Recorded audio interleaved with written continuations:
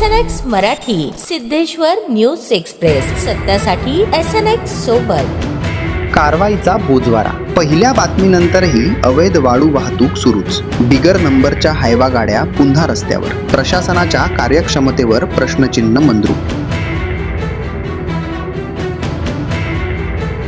प्रतिनिधी. दक्षिण सोलापूर तालुक्यातील भंडार कवठे, कुसूर, चितपूर परिसरातून सुरू असलेल्या अवैध वाळू वाहतुकीबाबत यापूर्वी वृत्त प्रसिद्ध होऊनही परिस्थितीत कोणताही बदल झालेला नसल्याचे धक्कादायक वास्तव समोर आले आहे. उलट पहिल्या बातमीनंतर काही दिवस शांतता दिसून आली असली तरी पुन्हा एकदा बिगर नंबर प्लेट आणि बिगर परमिटच्या हायवा गाड्या मोठ्या प्रमाणावर रस्त्यावर धावत असल्याचे चित्र दिसत आहे. त्यामुळे प्रशासनाच्या कारवाईबाबत संशय व्यक्त केला जात असून कारवाई फक्त कागदावरच का असा सवाल नागरिक विचारत आहेत. विशेष म्हणजे अनेक हायवा वाहनांच्या नंबर प्लेट मुद्दाम झाकण्यात येत असल्याचे पुन्हा निदर्शनास आले आहे. काही वाहनांवर चिखल फासणे तर काहींवर कापड किंवा इतर साहित्य लावून नंबर अस्पष्ट करण्यात येत आहेत. त्यामुळे संबंधित वाहनांची ओळख पटवणे कठीण होत असून वाळू माफियांना मोकळे रान मिळाल्याचे दिसत आहे. रात्री उशिरापर्यंत तसेच दिवसाढवळ्या ओव्हरलोड वाहतूक सुरू असल्याने परिसरातील नागरिकांमध्ये भीती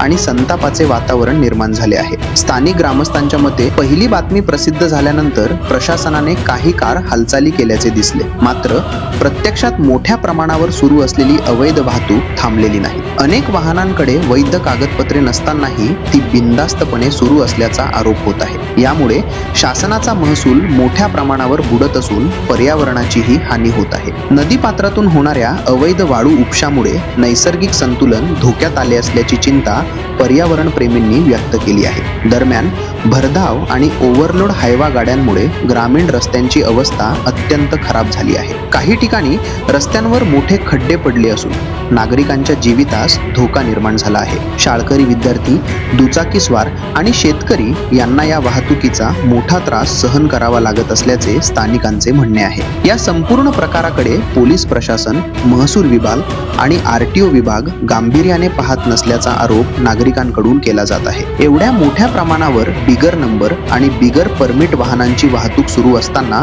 अद्याप कठोर कारवाई का होत नाही असा प्रश्न उपस्थित केला जात आहे. काही नागरिकांनी तर या अवैध धंद्याला राजकीय आणि आर्थिक पाठबळ असल्याचाही संशय व्यक्त केला आहे. अवैध वाळू वाहतुकी विरोधात केवळ दिखाऊ कारवाई न करता जिल्हा प्रशासनाने संयुक्त विशेष मोहीम राबवून संबंधित वाहनांवर कठोर दंडात्मक कारवाई करावी, अवैध वाळू माफियांवर गुन्हे दाखल करावेत आणि संबंधित विभागातील जबाबदार अधिकाऱ्यांची चौकशी करावी अशी जोरदार मागणी परिसरातील नागरिकांकडून होत आहे.